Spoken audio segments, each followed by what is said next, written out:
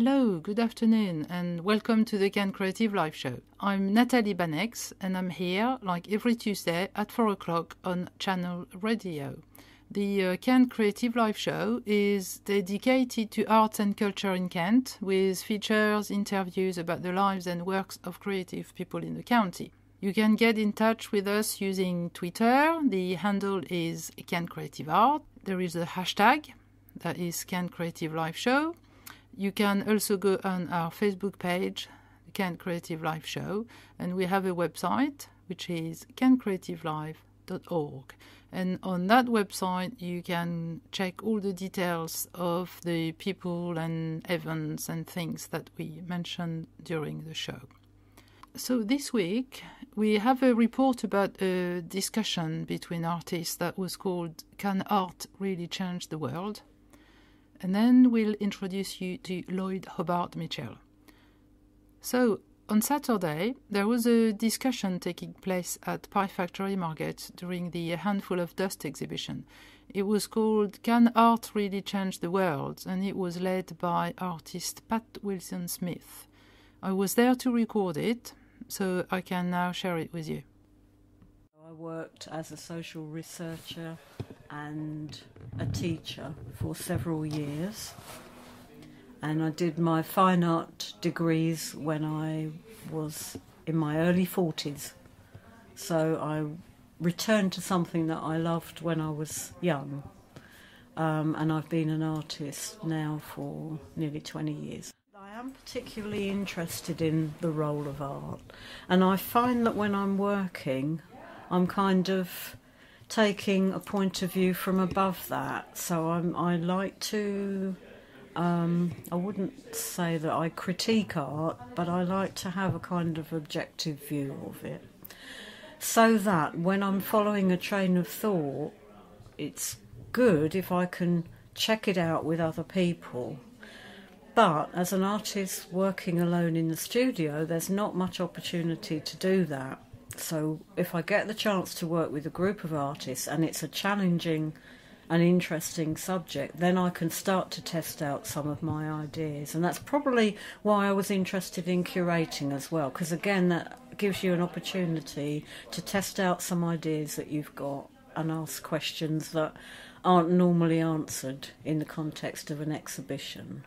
So this particular show gave me the opportunity to talk about things, big questions like, well, you know, what is art today?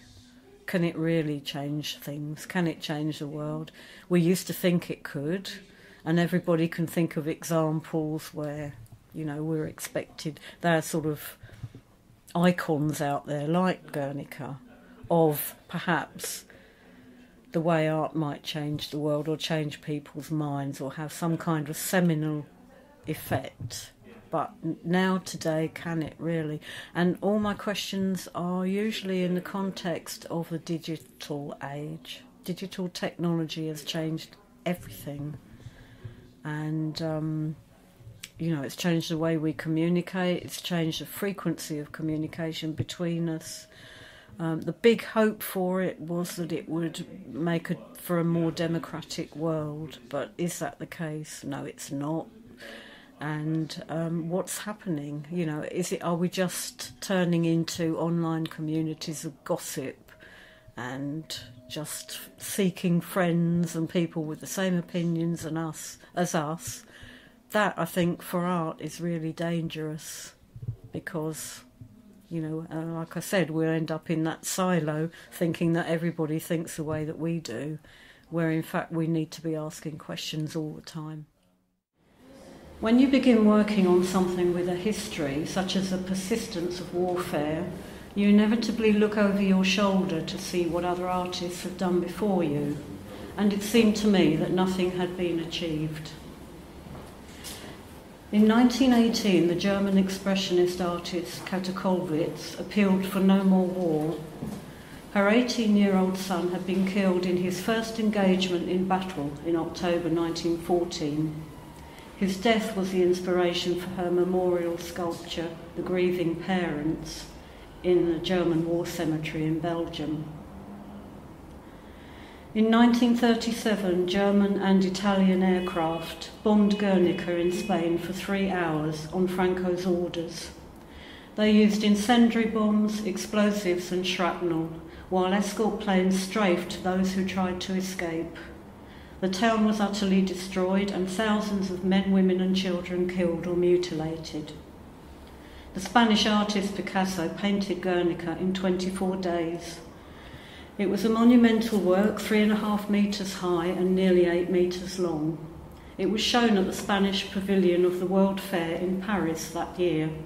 It was an outpouring of grief and rage. Now it's a commodity. In 1968, Andy Warhol, the commercial artist who'd reinvented himself as an influential contemporary artist, famously said, "In the future, everybody will be world famous for 15 minutes. His special gift was to be in tune with the times and to embrace mass culture. His words resonate strongly today when most of us use social media to share our news, our ideas and our ambitions. In 1984, the Museum of Modern Art in New York opened an international survey of painting and sculpture, a summary of the most significant contemporary art in the world. Of the 169 artists, only 13 were women. All the artists were white. Protests and demonstrations by women took place outside the show, and the Guerrilla Girls mounted a poster campaign to unmask the inequality and discrimination in the art world.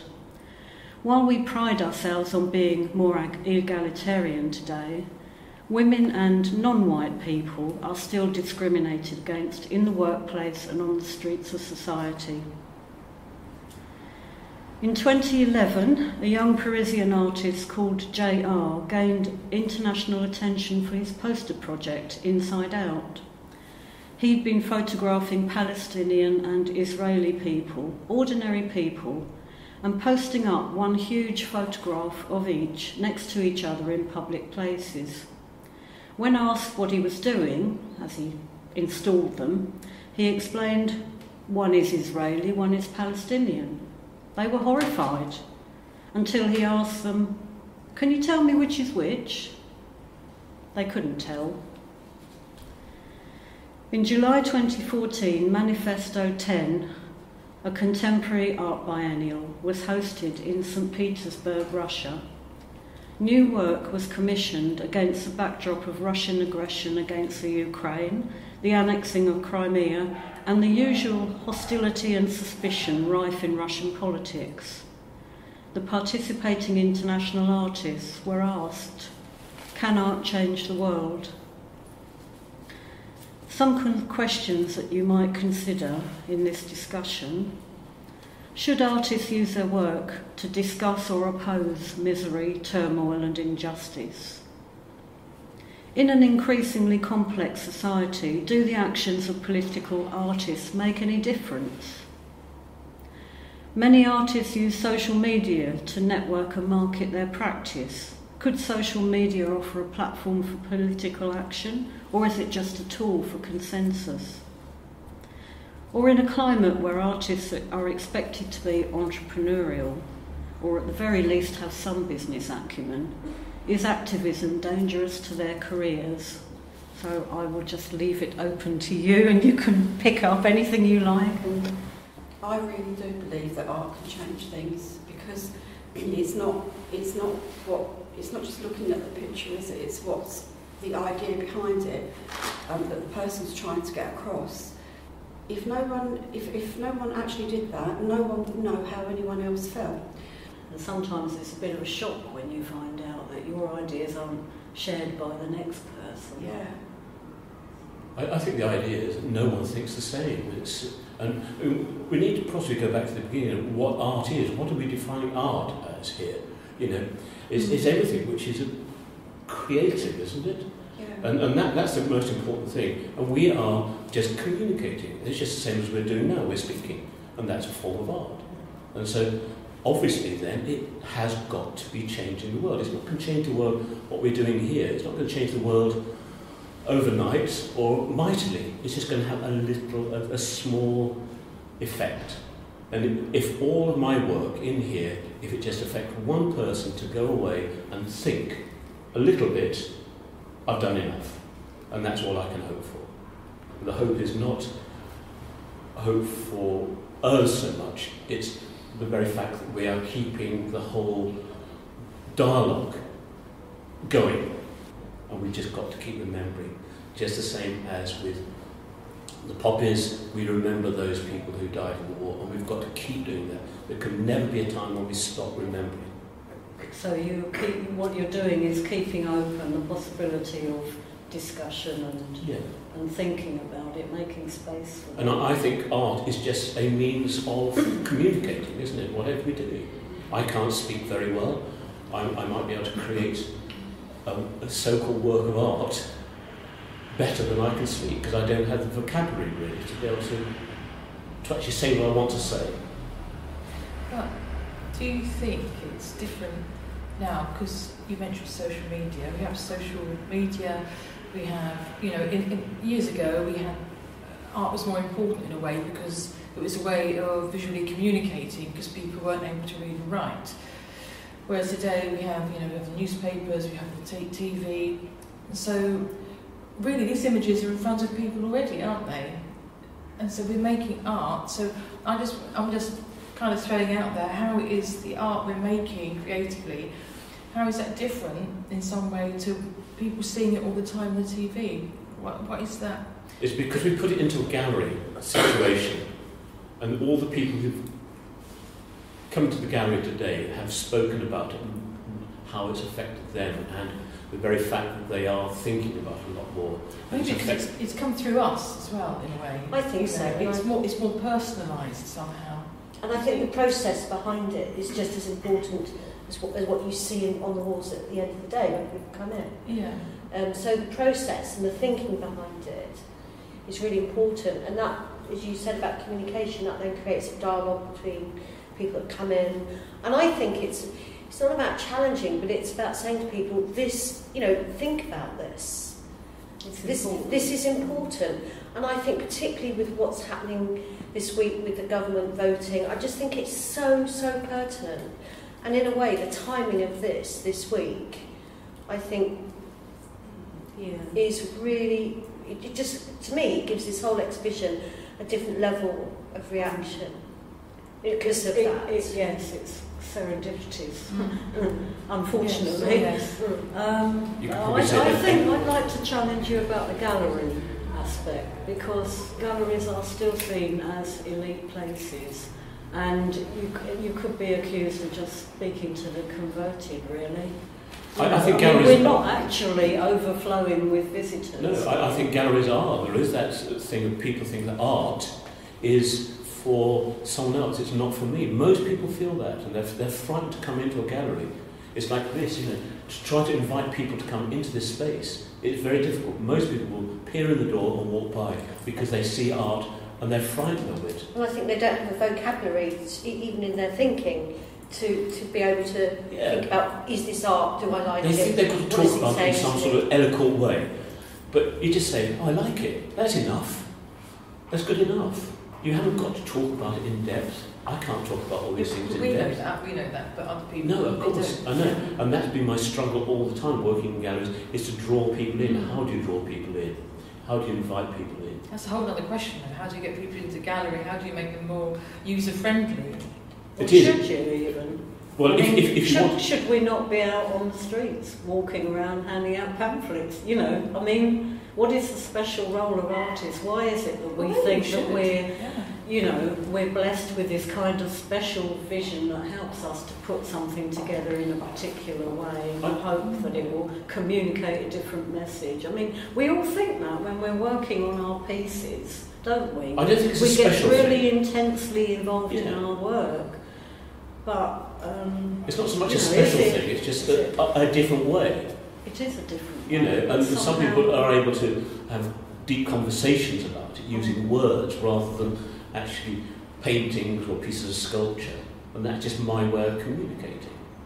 Provided that the work does have some well, it's got to come from somewhere. It's got to have a story.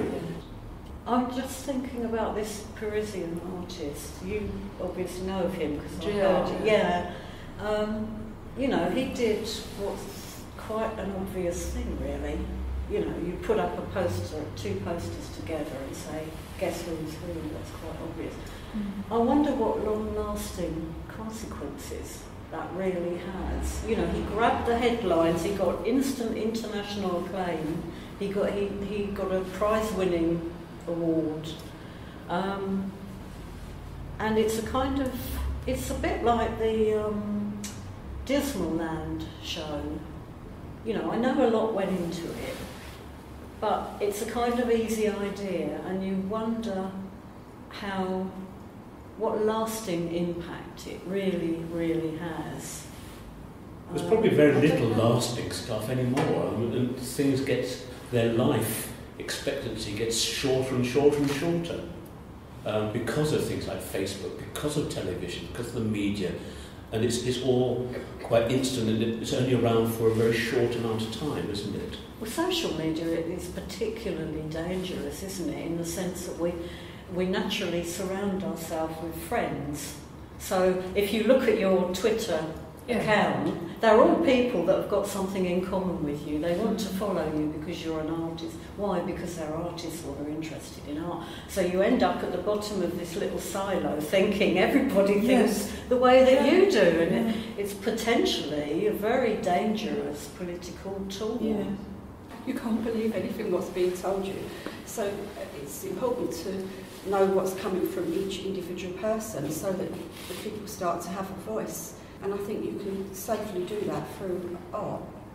I think if you're sitting at home making art and don't show it to anyone, then it's a perfectly safe thing to do. But art only has a value if you make the art and get it out there somehow and show it.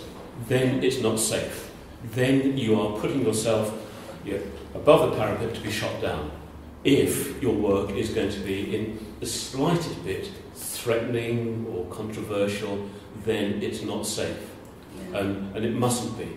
And you've got to then develop some sort of thick skin to be able to cope with that and live with it. Not everyone is going to like your work. That makes us sound very brave. I think you have to be brave. we could alternatively become politicians and actually... But I think you are in danger of losing friends and you could be being threatened. And I think if you're going to do something which is really worthwhile, you've got to say, yes, I've got to be brave. But I think that art can influence the world. We have, in Margate, we have a very prestigious art gallery. And you get people going down there every day of the week, except Mondays. It's closed. But people will go there. There's an exhibition there which is, they commission art and they get exhibitions in there. And you get thousands of people going in there. In London, you go to the National Gallery, and there are thousands of people every day going to it. If you took this exhibition and you put it into the Turner, you would get thousands of people. Yeah. And it's a shame that you have that, which is only 2 minutes walk, and they can't influence people to come into this gallery.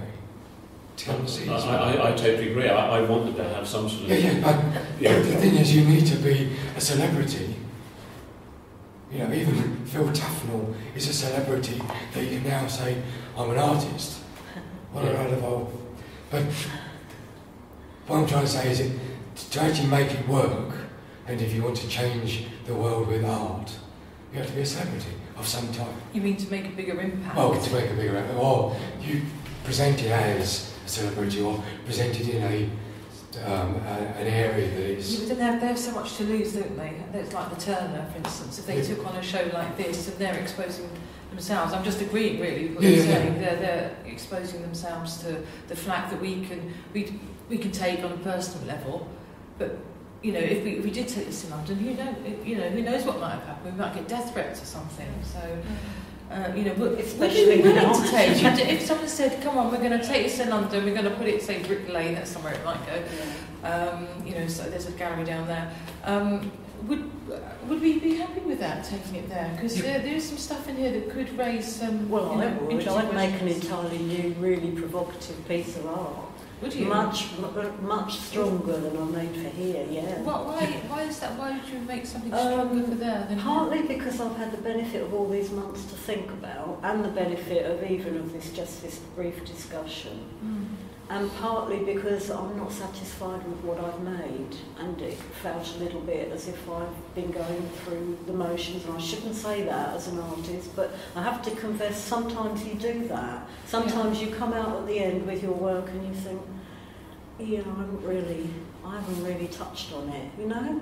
And so I think if somebody said to me, we'll give you a show in London, my God, I would throw everything at it. Yeah, really. And also I think it's partly because I think I've come a long way this year in the way that I think about my work. Yeah, I know, and I think the challenge of a new venue, simply something like that, gives you licence to think again and think, oh, well, right, okay, I've got this space, now what can I do with it? That's a difference between the artists at the Turner and artists on the, grassroots artists. We don't have the support systems and the resources to, although we should not let that deter us, but it's, you can be as ambitious as you like, but if you know your work's going to end up in a little gallery and it's not going to hit the mark, somehow it is kind of, it can knock you off course a bit, can't it? Bob was talking about being brave, but the thing is that gallery that you want to put it in isn't brave. They work in art. The Turner isn't brave enough. I always try to think that I'm trying to help the world be a better place. I'm always trying to think about sending out peace and love, and I do visualisations, which I try to tell everyone about. Just visualising the earth and sending peace and love around the earth and to everybody, because I do believe very much that even if you're just sitting in a small group like this, we might think, oh, it's just a small group, but once a small group of people start thinking about something, that energy has to go somewhere. And you imagine if everybody thought like that, it would transform the world in an instant. What's happening in the Middle East is that people are not being allowed to, because of all the competing and everything being destroyed. It's taking that opportunity away for people to even have a normal existence day to day. They must be living in fear. It's like absolutely. There's their schools are being destroyed, so their education is minimal. And that's really key to anarchy and nihilism throughout the world, isn't it? You just wipe away people's ability to share ideas, and you remove their humanity, really. Yeah. Well, we can go back to Guernica, can't we? No one knows the actual true meaning of a lot of those symbols in Guernica. It's irrelevant, though, isn't it? No, it's not irrelevant, because I think Picasso knew exactly what he wanted to do. If he was still here, and we could say, what does that piece actually mean? Then maybe we would understand it in a different way. Otherwise, we're reading into it in a different way. We could read into a picture in so many different ways. I was reading a little bit about it where it said that they're still arguing about the meaning of the balls and the horses. Well, what's the relevance, really? I mean, the most important thing about Guernica for me is the fact that it's become part of Picasso's estate, and it's a commodity. It's worth millions. And what we haven't talked about is what the Guerrilla Girls were talking about, which is the art market, which warps everything. And ends up in these big institutions like the Turner and the Tate, who control what people on the street think art is. So, most people on the street, you could probably ask them if they know what Guernica is, and if they do know, they'll have a rough idea what it's about, because it's infamous. I would say most people wouldn't have that's an its idea meaning what it's now. That's its. Oh no, I disagree. If they know the picture, I think they'll have a rough idea what it's, that it connects to that. When Picasso painted that and he exhibited that, he didn't do a statement. He just presented it as, this is Guernica. And it wasn't understood. Well, they thought he was a madman for years. Maybe not, but nowadays he would be asked to give a statement that would be read to the side of the picture, which I don't think Picasso would have liked, because he doesn't want to tell people what to think about. Just the painting may not have been understood at face value as an object, but that painting, he painted it and it was exhibited immediately at the World Fair, and then it went on a tour around the Western civilised world and was shown absolutely everywhere and became an icon for that kind of conflict and these. And then within 2 years we'd embarked on the Second World War. So what did that mean? We don't learn from history. We don't know. We don't learn, and his well, we're just doing the same now. Didn't. I mean, although it was lauded and acclaimed and recognised as an outpouring of grief, if nothing else, we still didn't learn from it, and art didn't change anything, did it? So in the 60s, there were quite a few photographs during the Vietnam War that had a massive impact on people. Took thousands of people in the streets and. That's true. But and it was the fact it was the first war that people were seeing on television in their own homes. That's the thing. It was coming into their homes through the media and the television. But it hasn't changed. The two images I can think of straight away for the Vietnam War was a little girl naked in the road, but all her clothes had been blown. It's on my coat. Yeah, yeah. And the other one was the guy being shot. Yeah. Oh yes, that's right. By this. Smiley. Yeah, being shot. But we're still doing it. I mean, they're all doing it. I mean, you see a guy, they shoot him. There's, shot in the street, just to make reference to I'm in charge and you're not. So are we saying then that the answer to the question is no, that art can't affect change? Yeah. Well, are the photographs art? They are iconic for that particular war, but are they art? They're images. Well, I think. Well, that's and you can use. You're asking is documentary photography art, aren't you? Yeah, but I know it is. I mean, it is. But is that particular image an art piece? Perhaps that's not relevant. The guy who took the photograph is a renowned artist, photographer, and he would be seen for what he is, and he would have lots of photographs on social media or on his website, and he would be known. I don't know who he is, but he will be known in the community. But changing the world doesn't mean change everything totally. No. It means making a bit of a change. Yeah. It means leading towards somewhere else. So maybe that, in that sense, it does succeed a bit. I wanted to go back to the discussion we were having about the interpretation of the art, and I'm going to throw in a bit of theatre now, because we haven't had any theatre yet. And Samuel Beckett would never, and Harold Pinter to some extent, but Samuel Beckett is really famous for saying, when they were asking about Waiting for Godot, his most seminal play, and is Godot God, or what does it mean? And he would the words he used to say was, it says what it says. And that was all he would comment. And so that's why you get great debate about it as theatre, but because it becomes quite enigmatic then. But I think, he didn't want to pin it down, because it could mean different things to different people. And that was really, really important. And Godot is whoever you want Godot to be. And so that, therefore, it becomes a much bigger play for more people, because you wouldn't give it its interpretation. And I think that's really important with art generally. Even if it has an obvious narrative, or it has the artist's narrative, that people can bring their own narrative, their own interpretation as well. I mean, that's the other risk you take, isn't it? For some people, you have a visitor will come and look at a piece of work and really engage with it. Another person, it's not their cup of tea, and they don't even try. But sometimes you've got to put a little bit of work in. But then you get so much more out.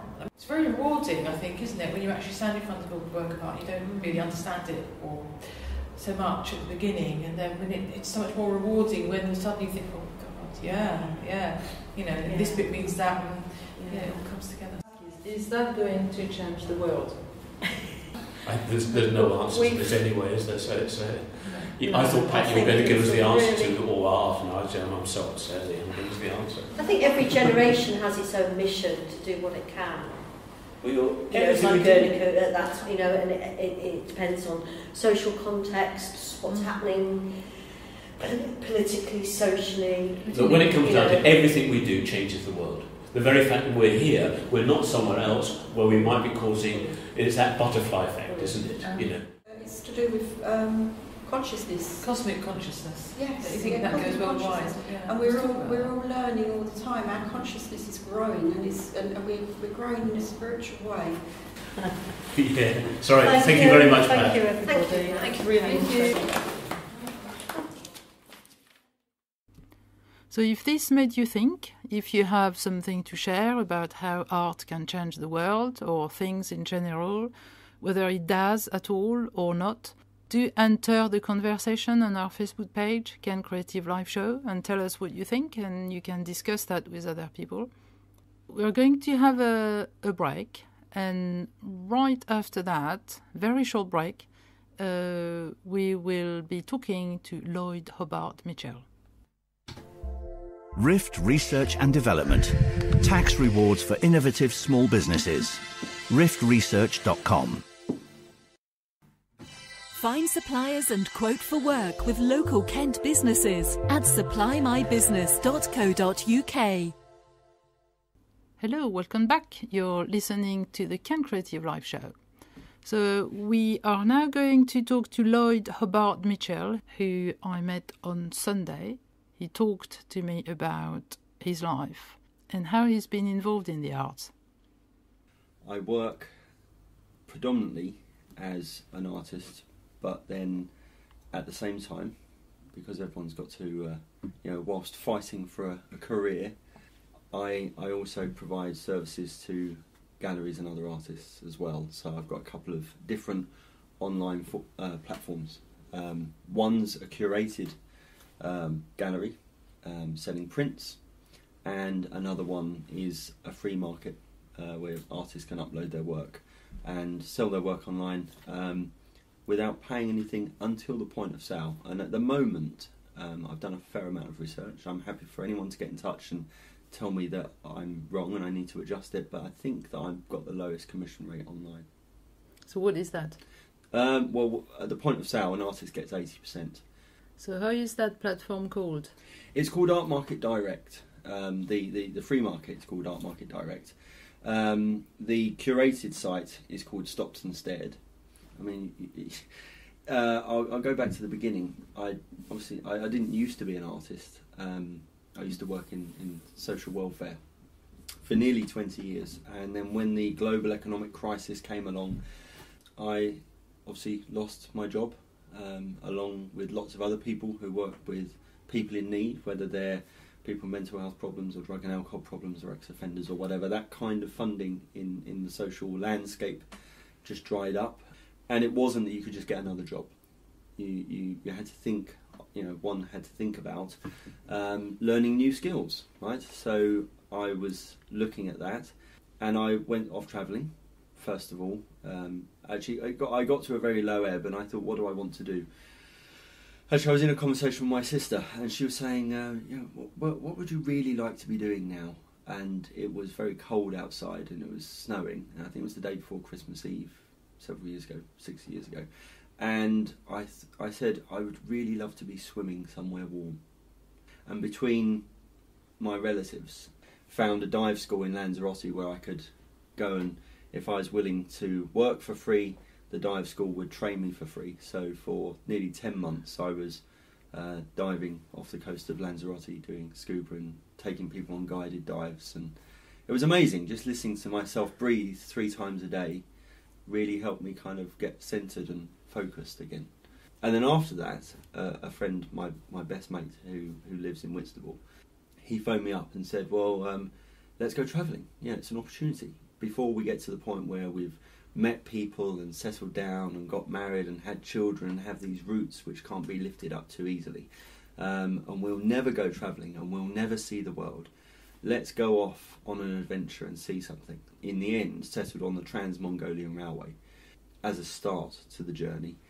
We booked all the flights and the trains needed to go by train from Moscow to Irkutsk, go up and have a look at Lake Baikal, and then we got back to Irkutsk and we got the train to Ulaanbaatar and then Beijing, and then got the train down to Xi'an, where the Terracotta Army are, and then we got all the way down to Shanghai, before we got a ferry for 3 days to Osaka, which was incredible.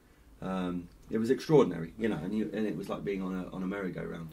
That sounds like an amazing experience. It was amazing. Was it life-changing? Yeah, absolutely, absolutely. And we got to Japan. Japan, I found I was just completely overwhelmed by Tokyo. It made me feel really old-fashioned. It felt like I was in a future city, something from a movie. And although we do live in a modern world, you know, in Britain and by comparison to lots of countries, and London's awesome, Tokyo does have lots of things going on. After Japan, we went to Hong Kong, and then went to Thailand, then we went to India, and we got home. So how long was that for? It wasn't for too long, so it was less than 3 months. Got back to Whitstable, and it was February, and I was looking for a new job, knowing that I needed to reskill. And I needed the job as a minimum. Bearing in mind, I'm going to go in, you know, an entry level, right? Because I'm, you know, not management in the new place, wherever it's going to be. I'm going to be going in somewhere, you know, unskilled. So I was in this frame of mind where I was needing to make money, knowing that the salary I'd be getting wouldn't be able to cover my mortgage, and that makes no sense whatsoever. I was trapped. I was thinking this is, and it was grey. It was February, and I was miserable again because it's horrible weather. And I just thought, this is nonsense. I want to live somewhere else. I want to live somewhere warm. I should live in Hong Kong. That's where I should live. It's marvellous. I'll do that. I'll sell the house and I'll go there. And I don't need a huge amount of money, but I'll do something amazing. And I sold my house by July, and I was gone by September. So that was that. Yeah, and so it's been a strange adventure, and lots of other challenges and obstacles and enablers going on, but ultimately I didn't live in Hong Kong because it's hugely expensive. But you did go there in the first place. Sure, and then I moved to Thailand. I ended up meeting a British fine artist called Brett Neal, and who lives out there, and so we started having coffee regularly, and he would talk about his work, and he would talk about the art world. My best mate went to St Martin's, and before that went to Ravensbourne, and in fact I thought about it then, and all of my friends went to Ravensbourne College, and then after that some of them went on to Middlesex, or some of them went on to the St Martin's or Royal College of Art or wherever, and I was the odd one out because I just got a job with homeless people. That was it. So it seemed, as Brett was talking, it seemed like quite a natural friendship, in that he was talking the same language which all of my friends talk about. And it seemed like this is, yeah, in terms of ruts, this is a much more comfortable rut for me to be involved in than anything I've done to date. So that's how I got involved doing all of what I'm doing now. Because during all these travels, I haven't heard much art being made. No, absolutely not. No, I know. So what happened was, came back to England, was introduced to an artist called Bernard Lynch, and I was impressed with his work, and I commissioned him to paint a few paintings of Whitstable. Actually, the first one was of Canterbury. And so that was more commercial. This was about commerce. This was about doing the art thing in a way which makes me some money, right? And so I've got no bones about telling the truth in that respect. It's about making some cash. Well, there is nothing which is wrong, fine, right? Everyone's got to pay the rent, so that's fine.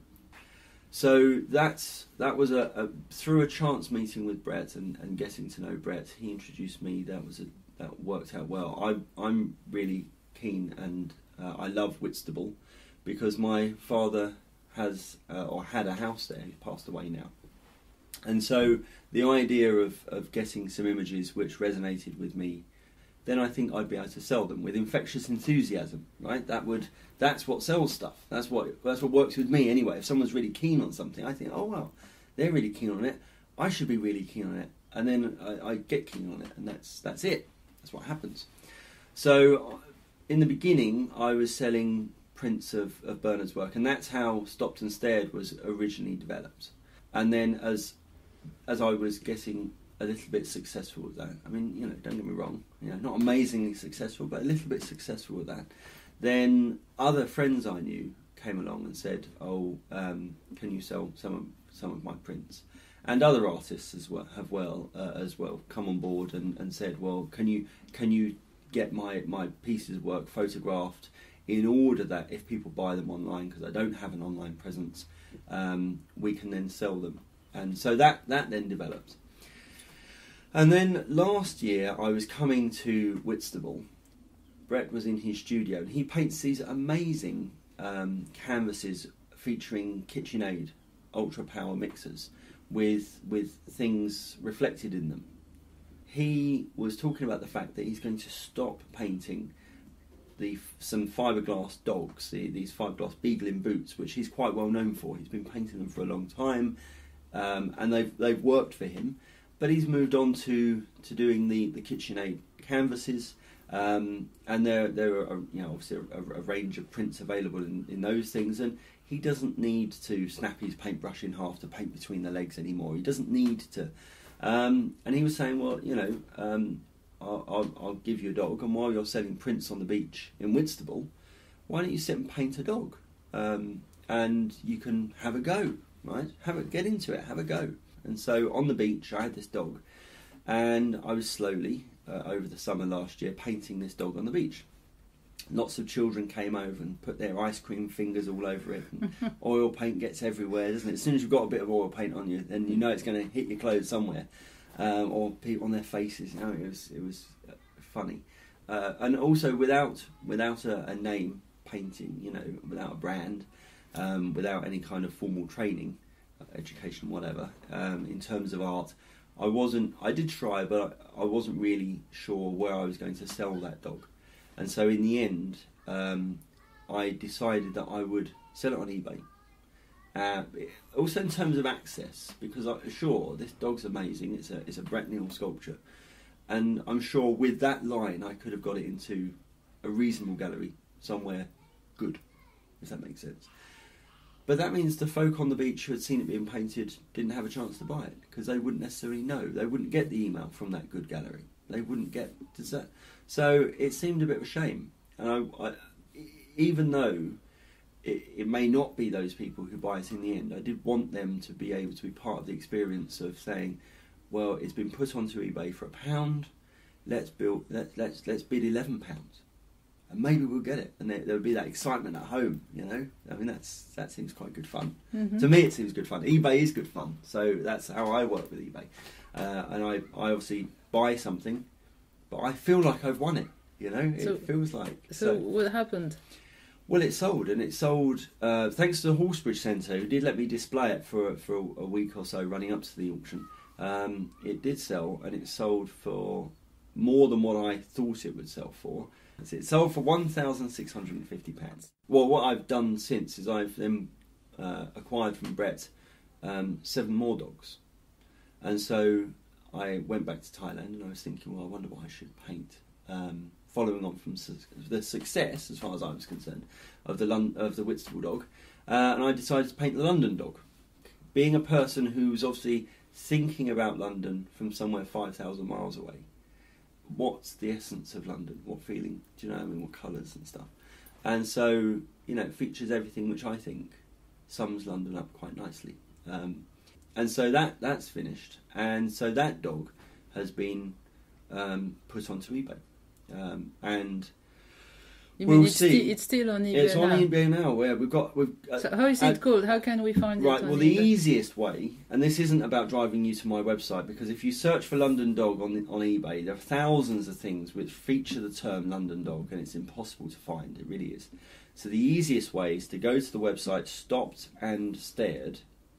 stoppedandstared.com/London dog, all one word.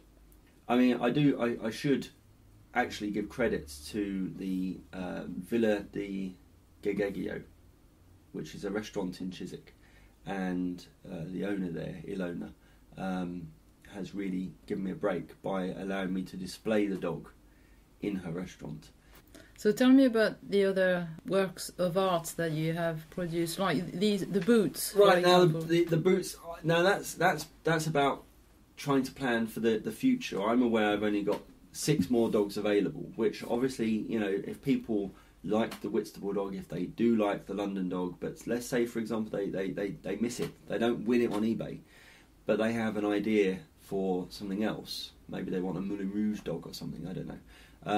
They can always get in touch with me and they can commission me to do any of those 6 dogs in coming up with a montage which they might find interesting. I think so long as it's fun, interesting and attractive, then I'm really happy to do it. Without acquiring any more dogs from Brett, I need to come up with another idea, and I did. I came up with the idea of some winged boots. And it's really complex, my reasons for doing winged boots. I mean, on the one hand, I think about my first pair of wellies, which I remember and loved and slept in when I first got them. You know, until the obviously wore off, and that's an infamous story, you know, amongst all of my family. But then at the same time, you know, I don't know, I quite like the idea of flying shoes and flying boots, and it's a complete waste of time having welly boots with wings, because you're never going to step in a puddle, are you, if you've got wings on your shoes? So it's pointless. I'm at the moment talking to a foundry, so next year I should have probably only a couple of pairs of bronze boots. So that's I'm exploring that at the moment. So what are they made of, those that you have at the moment? The ones I've got at the moment are made of chopped fiberglass. The way I did that was to, with help actually, I need to confess, I did do it with help, was with pouring it through the mould. There's a little hole in the sole when the boots are upside down, and you plug that and then spin it 360 degrees while the resin's going everywhere. Wow. But because it is this chopped resin, they're incredibly fragile. They're the same as ceramic, and so if dropped, they smash beautifully. I did have 11 pairs. And you have 7 left. I have 7 pairs, yeah. So and that was to do with shipping. I'm also talking with someone about having the boots made out of marble, quite big marble boots, as street art. When these big developers are building office blocks and hotels and such, there's planning gain. What planning gain means is there's a part of the budget when they're planning a development where they have to do something for the community, and sometimes it translates into a piece of public art. That's something that we're talking about, a giant pair of winged boots made out of marble. So that's something I'm running around talking about as well. That will be really exciting. Like all things, unless you talk about it, it will never happen. And if you talk about it, probably only 10% of the things we ever talk about actually transpire. That gets you going. And so the possibility, the hope that actually, it's something amazing. That'd be amazing. How awesome is that? I've heard all of my friends sitting around while we drink tea or coffee or whatever, chatting about their next move, what they're doing, where they're going, how they're doing this, how they're doing that. And I've heard that for 20 odd years. And so in terms of, how come in such a short space of time I'm going from here to there, well, it's because I've heard it all. I know it. It's like a map that people have read to me for 20 odd years, and now it's a matter of just doing it, right? Doing and committing. But actually, once you're committed, providence kicks in, right? And all sorts of things happen. Quite it's taking amazing. Opportunities. Right, just saying yes, actually. When there's an opportunity, saying yes first, going away, thinking about it, can I actually do it? You can always send an email apologising afterwards. But the reality is, yes should be the first instinct, shouldn't it? And then all sorts of amazing stuff happens. And that is what has happened so far. Just explore it, because I don't know what's happening next. But it's an amazing adventure, isn't it? I heard, I was sitting at a cafe in Whitstable, and someone was telling me that their mother had some work hung in a gallery in Cliftonville. And so I was like, I don't know a gallery in Cliftonville. What do you mean gallery in Cliftonville? Cliftonville doesn't have galleries. And they do. There's a lovely little hidden gem of a gallery on Cliftonville Avenue called the Viking Gallery. And now I'm doing all sorts of work with them. and I don't know where that's going. So that's a relationship that's being developed, and it might go to naught, but it could go somewhere amazing, right? Obviously, the opportunity to be involved in the memory exhibition at the Pie Factory was amazing, and that's it. That's my first entry. For me, the only way of doing it without having pieces of paper, without having qualifications behind my name, is about relationships, and so far that's worked. But in Thailand, I'm painting inside. I'm listening to the archers. I'm drinking cups of tea. I might go out to a night market, might go for a walk with my girlfriend. But that's pretty much it. So that's me creating a quiet life. I'm focused. Half of our lounge has been completely transformed into a studio. And then when I get back to England, actually, it is about the business side of it. And I think maybe that distinction is something where I'm lucky, because lots of artists can create, and they can be prolific, and they don't tend to ever get a chance to focus on the business side, where you have to connect, you have to get yourself out there, you have to kind of be a brand, right? And there's no real distinction. The work is part of the brand. The work is the product, but you're the brand. One is the brand, right? So I think that flight, that 11 hours or whatever it is on the plane, actually really flicks a switch in my head, and I'm not creating anymore. I'm going out and about, and I'm making contacts, and I'm selling, because of the Oyster Company in Whitstable. They've allowed me to use the beach to sell prints on for the past 2 years, so I've been really lucky there, even though that's really fun, and I have met lots of really nice people.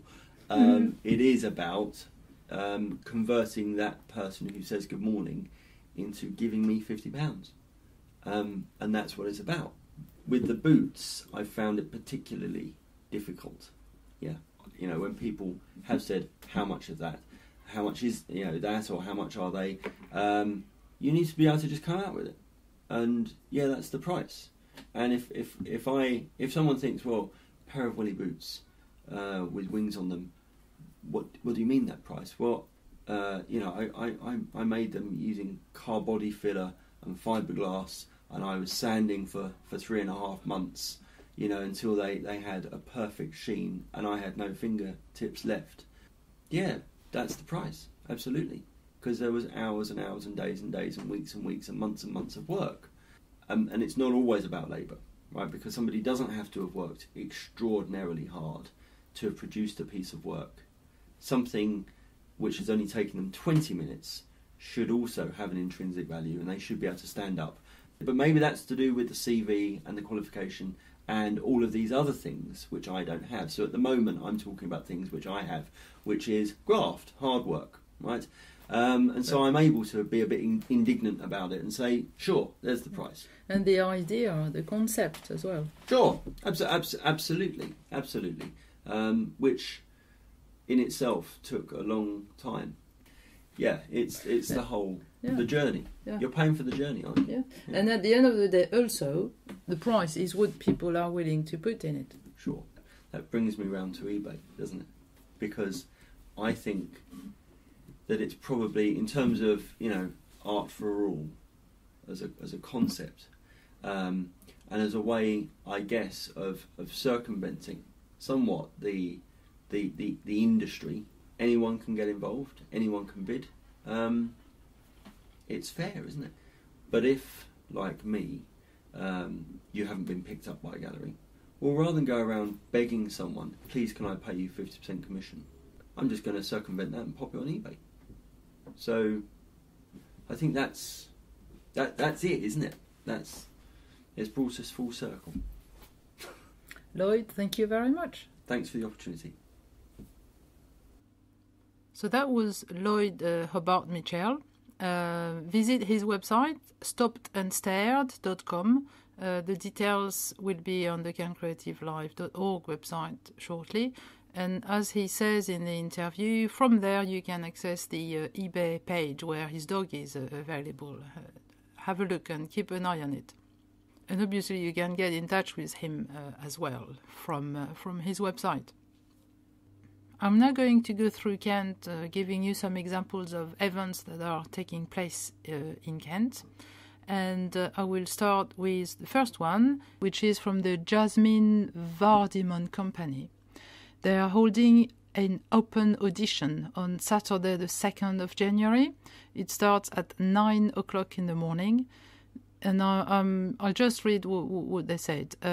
Jasmine Vardiman Company is looking for performers for projects throughout 2016-17, as well as apprentices to join the company. Projects from January 2016 include opera at the Royal Opera House and a new creation. We are looking for mature, versatile performers who have strong technique and are able to push themselves physically and theatrically. Please bring comfortable shoes, knee pads, and a non-returnable photo and current copy of your CV.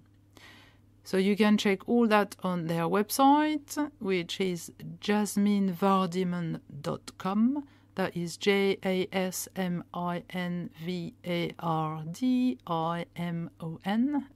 The contact is Lizzie. There is a phone number which is 01233628545, and the audition will take place at the Jasmine Vardiman production space at the Star Centre on Tannery Lane in Ashford.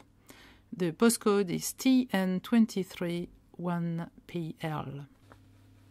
We also have Julie Davis, who calls herself the florist that teaches, who's hosting a Christmas flower arranging workshop at Belmont House near Faversham, and that is on Wednesday the 16th of December. It is from 10 to 12:30. The cost is £45 per person, and you can get in touch with her through her website, which is juliedavisflowerworkshops.co.uk, and Davis is Davies. There is the Rose Street Cottage of Curiosities Christmas Art Fair that we did mention last week. But it's coming soon now because it's between the 12th and the 19th of December. The address is number 10 Rose Street in Sheerness on the Isle of Sheppey. Postcode is ME121AJ. Be careful because the cottage is not open at the same time every day, so best is to get in touch with Joe Eden on 07967 121028 to check which days and which time it's open. You can also check their Facebook page, which is Rose Street Cottage of Curiosities. And also, we had Emma Dewhurst from Wow Magazine a couple of weeks ago on the show, and she was talking about her crowdfunding campaign to help keep the magazine in print. They had a massive boost last week from Rochester Independent College, so they are now 52% funded. So if you'd like to pledge to, you can check how to get to the campaign from the WOW website, which is wowkent.co.uk. So we are now getting to the end of the show.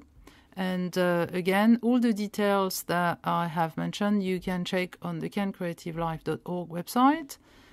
If you are involved in any way, or if you know of an event, something to do with the arts and culture that is happening in Kent, do get in touch with us and we'll do our best to mention it. You can listen to this show again for a week on the Channel Radio website, channelradio.co.uk, and after that on the Kent Creative Live website, kentcreativelive.org. Goodbye, thank you for listening, and see you next week, Tuesday at 4 o'clock on Channel Radio.